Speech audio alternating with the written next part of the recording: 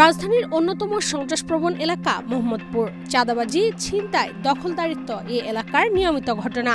দিনে দুপুরেও এখানে অহরহ ছিনতাইয়ের ঘটনা চোখে পড়ে।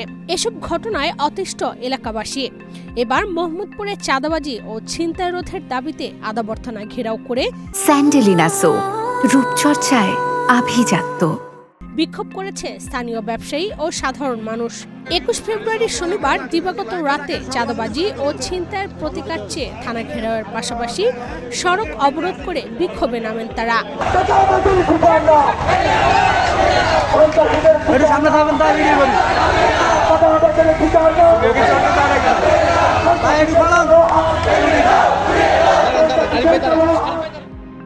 জানা গেছে, শনিবার সন্ধ্যার পর আদাবরে চাঁদার জন্য এমব্রয়ডারি মালিক ও শ্রমিকদের কুপিয়ে আহত করে স্থানীয় সন্ত্রাসীরা।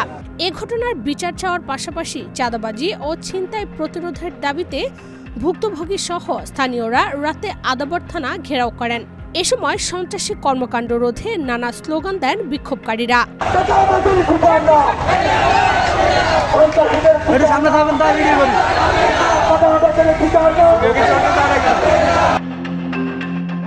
এ বিষয়ে মোহাম্মদপুরের সহকারী কমিশনার এসি মোহাম্মদ আব্দুল আল মামুন গণমাধ্যমকে জানান, আবির এমব্রয়ডারি নামের এক ফ্যাক্টরিতে বেতন দেওয়া হচ্ছিল। সে সময় 10 থেকে 12 জন সদস্যের একটি সশস্ত্র গ্রুপ চাপাতে নিয়ে ওই ফ্যাক্টরিতে হামলা চালায় মোবাইল ও টাকা ছিনতাই করার উদ্দেশ্যে। এ সময় বেশ কয়েকজন আহত হন। ঘটনার খবর অন্যান্য ফ্যাক্টরিতেও ছড়িয়ে পড়লে শ্রমিকরা ছিনতাইকারীদের লিডার রাসেলের বাড়ি ঘেরাও করেন।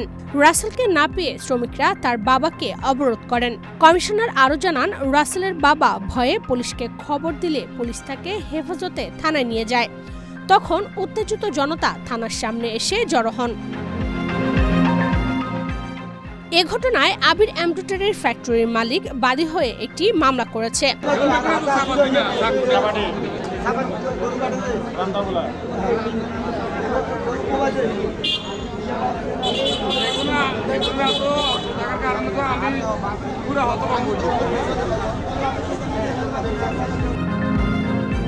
শ্রমিকদের কুপিয়ে আহত করার ঘটনার তদন্ত করছে পুলিশ। অপরাধী যে হোক না কেন তাদের আইনের আওতায় আনা হবে বলেও জানান তিনি।